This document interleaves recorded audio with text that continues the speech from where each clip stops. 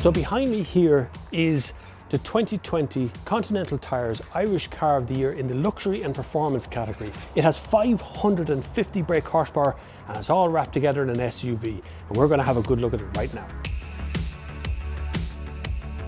So this is the Quadrifoglio edition. This means that Alfa Romeo have done their performance parts to this car. They've widened it, they've stiffened it, they've given it special tyres. They've done everything they possibly can do to make this a performance machine, including putting a 2.9 litre bi-turbo engine on the bonnet, giving it 550 brake horsepower. And in an SUV, it needs to be four-wheel drive to cope with that one. So sitting into the driver's seat, or should I say cockpit really, it doesn't feel like a big SUV. It feels like you're in a performance vehicle. You've got beautiful stitching on the steering wheel and the whole dashboard is made of carbon fibre. It's just an extraordinary experience to sit in here and to know that you're in a four-wheel drive SUV machine.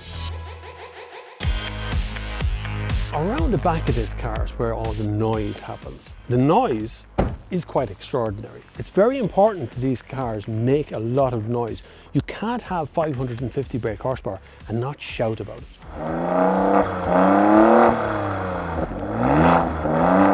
So the rear of the car here looks like a traditional SUV, but it's got a Q4 written on the back, just one little extra bit. There's no big shouty parts in the back. 4 exhaust real ones that actually work.